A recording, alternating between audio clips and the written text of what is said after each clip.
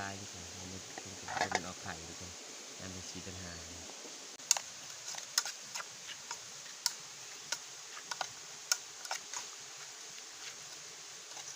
คนนึงนำพดแล้วเราสุกเหมือนกันเลยได้คนเลยปลาเขาแซ่บมันแซ่บเนาะเปียดทุกคนตัวนี้ก็เป็นก้อยกระทาง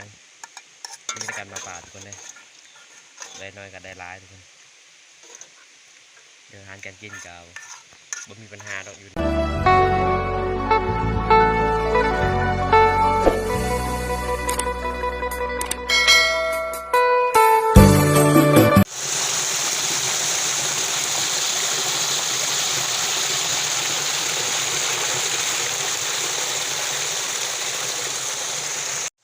สบายดีทุกคนสบายดียามเช้ายินดีต้อนรับทุกคนเข้าสู่ช่องฟังคุยคือเก่าทุกคนเลยวันนี้ฟังคุยสิพาทุกคนไปรับเช้าว่าสิมาในวันรับเช้าทุกคนเลยมาเบิ่งกันเลยว่าสิได้ยังไง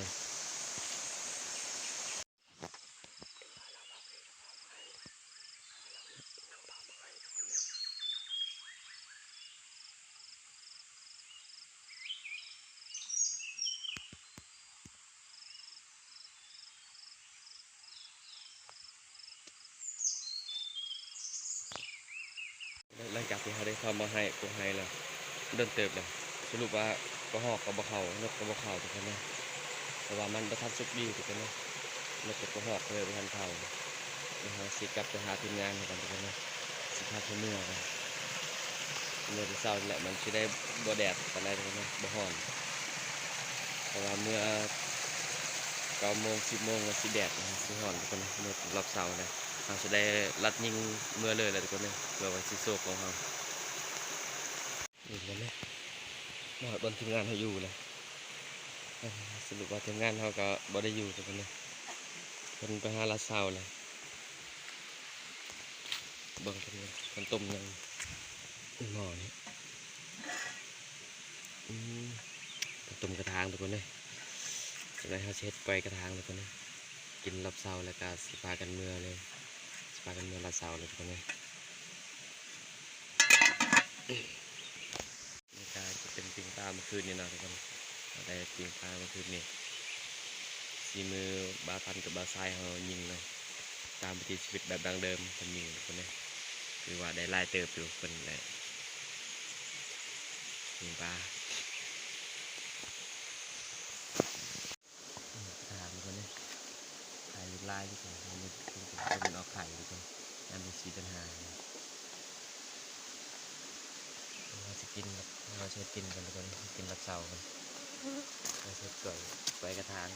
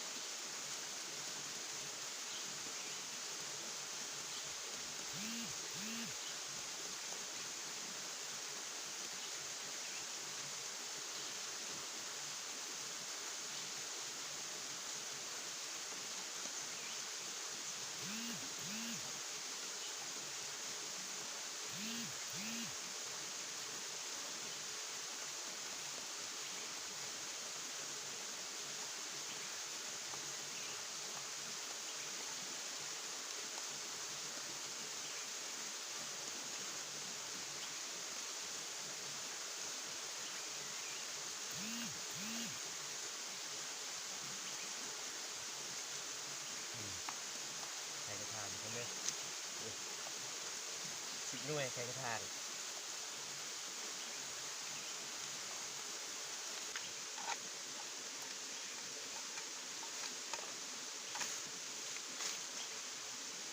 ไม่เป็นไรเลยจานไม่เป็นไร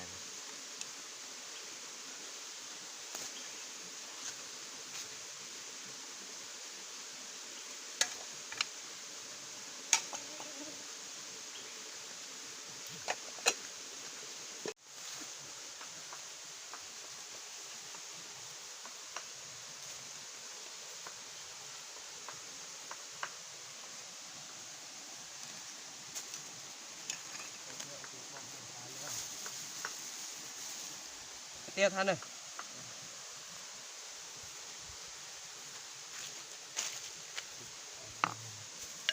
พอสิ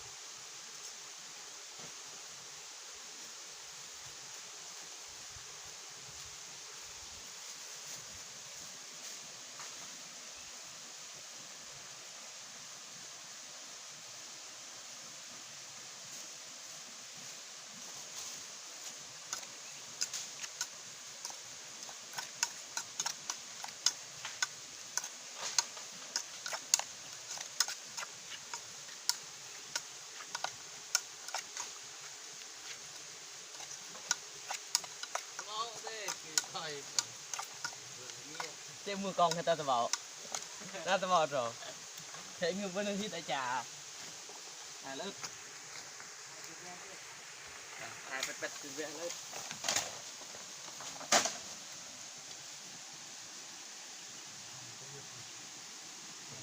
ใส่ในสุด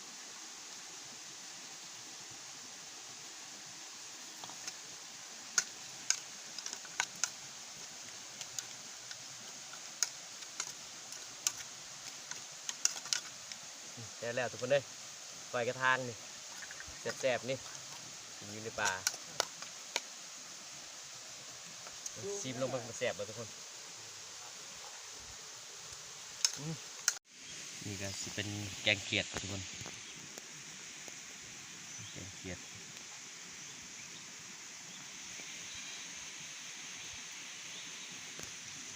คนนึงกำพดแล้วเราจะชุบเลยกันเลยได้คนเลย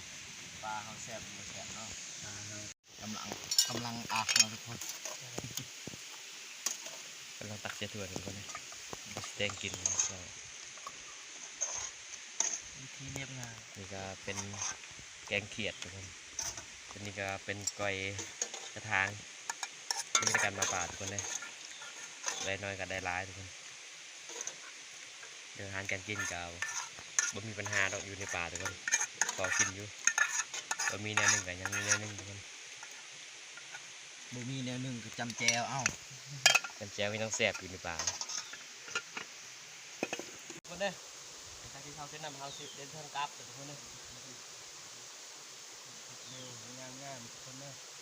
มีน้ำเข้าจะได้เนินจะได้เหรอเงินที่เก่า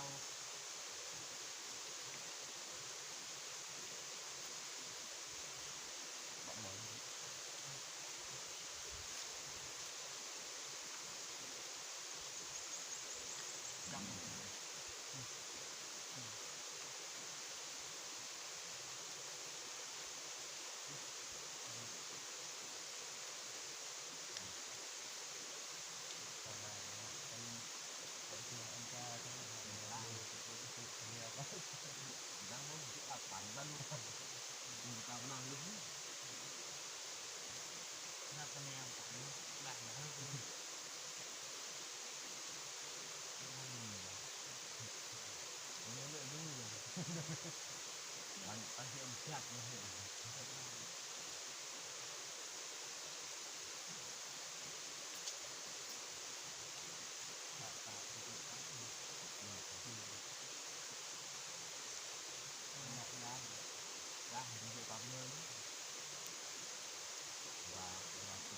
อย่างนี้เดี๋ยวป้าอย่างนี้เลยนะ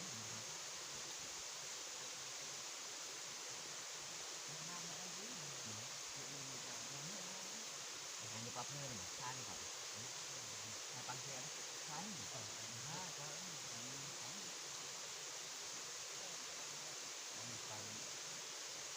อาคองดีเองอาสุดใจอย่างอาคุณน้องก็งามครับ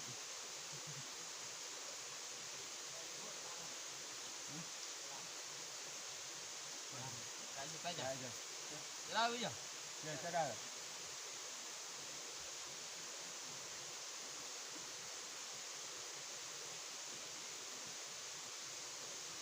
mình thêm jam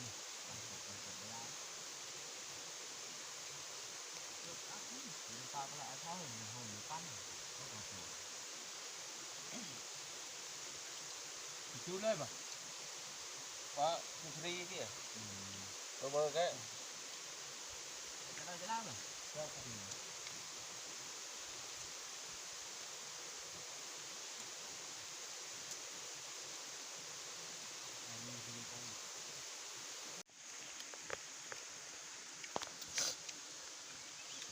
chúกระทะเผ็ดบ่อยฮะบ้านchúกระทะบ่อย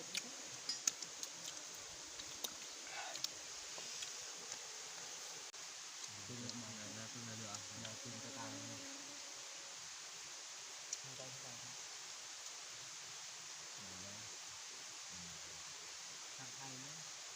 thằng lao luôn tôi thấy phải thầy vào đâu ba đâu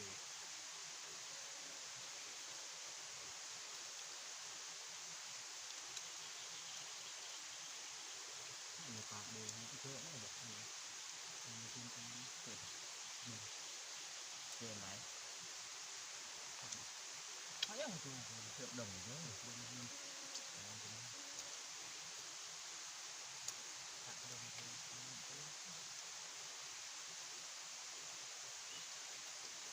chặt là phải avela sử dụngเลยแล้วchặt cái đấy từ bàn từ lòng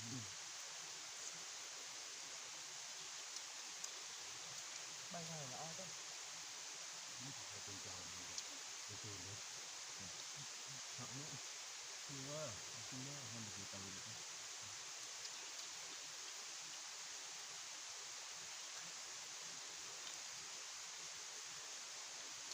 là cái chuyện ăn đây chả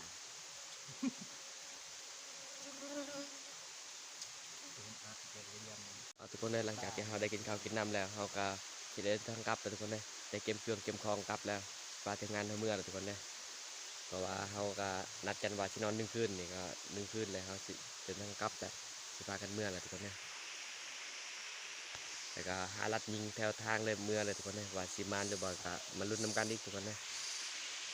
วันนี้เราก็กำลังสิเดินทางกลับทุกคนเลยนี่ก็9 โมงเลยหลังจากที่เราแล้วกินข้าวกินน้ำเก็บเครื่องเก็บของเราก็เดินทางกลับเลยทุกคนเลย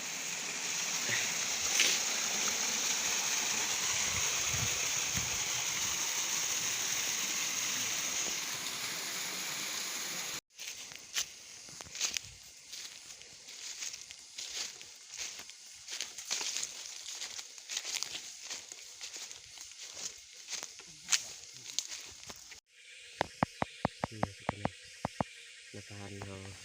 กำลังขุดเอาน้ำเพิงออกจากบนใหม่ทุกคนนะ น้ำเพิงอยู่ในรู